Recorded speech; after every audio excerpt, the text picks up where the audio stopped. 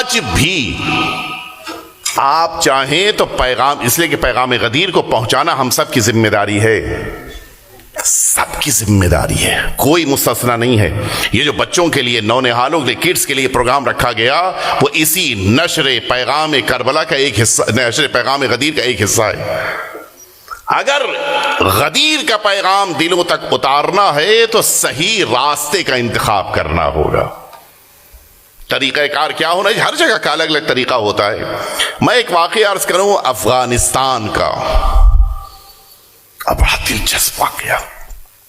وہاں ایک عالم دین کے جن کا تعلق غیروں سے تھا، وہ امیر المؤمنین کے چاہنے والے بن گئے اور اہل بیت کا دین اختیار کر لیا۔ سنیں آپ توجہ سے، تفصیل ہے، میں اس تفصیل میں بعض وجوہات کی بنا پہ نہیں جا رہا ہوں، ظاہر ہے کہ بعض تفصیلات بعض مجبوریوں کی بنا پہ نہیں بیان کی جاتی۔ ان کے پرانے زمانے کے دوست، ان سے بڑے ملاقات تھی، ان سے ان کے درمیان بیٹھتے تھے، یہ جاتے تھے، ان کو سمجھاتے تھے، بتاتے تھے کہ حق کیا ہے۔ ظاہر ہے کہ کیوں مانیں گے، وہ نہیں مانتے تھے، لیکن یہ اپنے پیغام کو پہنچاتے تھے۔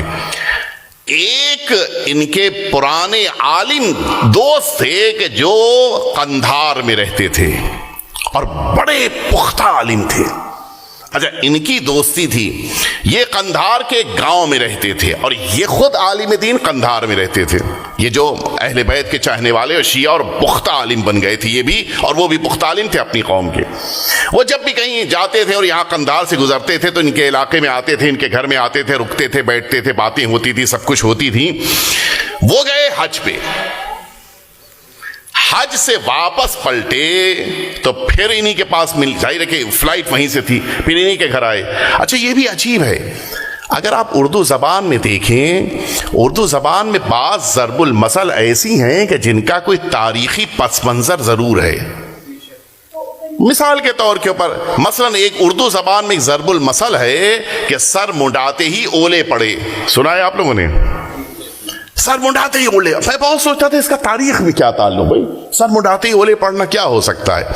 لیکن جب واقعہ غدیر پڑھنا شروع کیا اور حارث بن نعمان فہری نے اللہ کی بارگاہ میں یہ جملہ کہا، میں نے پڑھا کہ اے میرے پروردگار، اگر یہ پیغام غدیر رسول اللہ نے اپنی طرف سے پڑھ دیا ہے تو پھر معاذ اللہ ان پر عذاب، اور اگر تیری طرف سے ہے تو پروردگار مجھ پر عذاب۔ اور یہ کہتے کہتے حارث کے اوپر سے پتھر آیا، اس کے وجود میں اترا، لیکن کہاں سے؟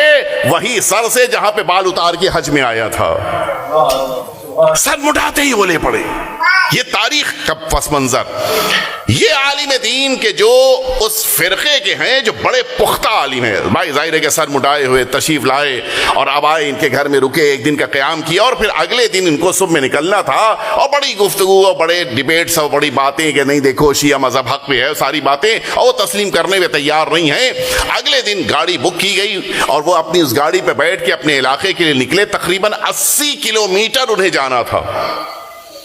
اچھا، یہ جو شیعہ عالم تھے ان کو پتا تھا مثال کے طور کے اوپر اگر گاڑی کی رفتار اتنی ہوگی تو 80 کلومیٹر مثلا اتنی دیر میں پہنچیں گے۔ وہ انتظار کرنا شروع کیا اس شیعہ عالم نے اپنے اس دوست عالم کا کہ جو ان کے فرقے کے تھے۔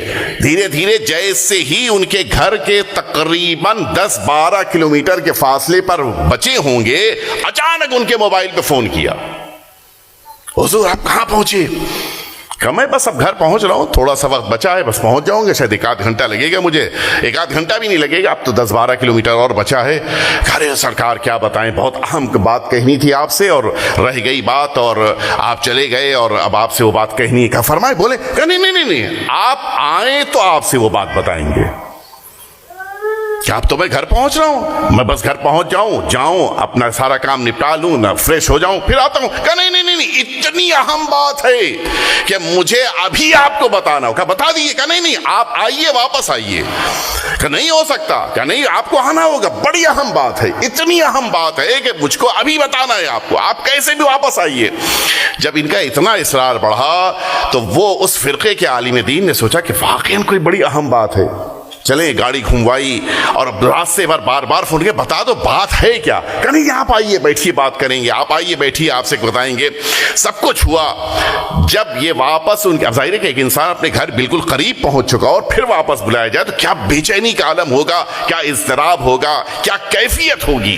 آئے جیسے ہی گھر کے دروازے پر اس شیعہ عالم دین کے پہنچے, وہ دروازے پہ آئے, جیسے ہی دروازہ کھولا بتاؤ کیا بات ہے.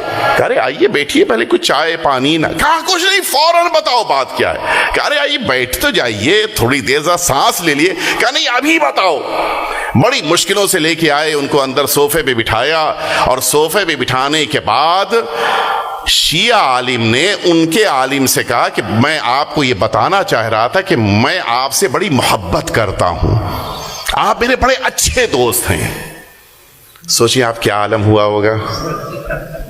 بالکل ببھر گئے, بس چلے تو مار بیٹھے, اتنے غصے کے عالم میں. آپ کا دماغ خراب ہو گیا. مجھے گھر کے قریب پہنچ چکا تھا, مجھے حتیٰ فریش بھی نہیں ہونے دیا آپ نے, یہ بات کہنے کے لیے آپ یقیناً پاگل ہو گئے ہیں. شیعہ عالم نے کہا کہ ہم یہی بات تو اتنے دنوں سے سمجھانا چاہ رہے ہیں کہ اگر یہ کہنا ہوتا رسول اللہ کو کہ امیر المؤمنین علی سے مجھے بڑی محبت اور دوستی ہے تو اتنے بڑے مجمع کو حج کے راستے میں روک کر پیغام نہ دیا ہوتا.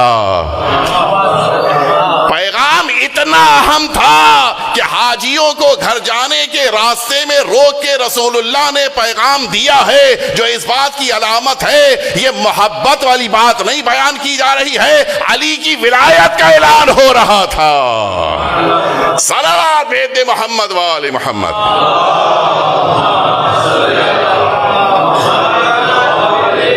وہ عالم دین غصے میں تھے, بیٹھ گئے صوفے پہ. کہ آپ صحیح کہہ رہے ہیں, اتنے بڑے مجمع کو روک کر صرف یہ بتا دینا کہ مجھے امیر المؤمنین علی سے محبت ہے, یہ یقیناً ظلم ہو جاتا 1.25 لاکھ مجمع پہ. کہ یہ حالات بتا رہے ہیں کہ رسول اللہ نے امیر المؤمنین کی ولایت کا اعلان کیا ہے. اور پھر جب وہ واپس پلٹے ہیں تو اس ایک عمل کی بنا پر اتنے دنوں کا مناظرہ, ایک طرف اس ایک بات کی بنا پر انہوں نے اہل بیت کا دین اختیار کر لیا, اور پھر وہ الگ الگ علاقوں میں جا کر اعلان کرتے تھے کہ تم ہر چیز میں تو اعتراض کر سکتے ہو لیکن ولایت غدیر کا انکار نہیں کر سکتے ہو, ورنہ اگر ولایت غدیر کا انکار کر دو گے تو رسول اللہ کا انکار کرنا پڑ جائے گا. ایک دفعہ اور مل جل کے صلوات بھیج دیں آپ حضرات.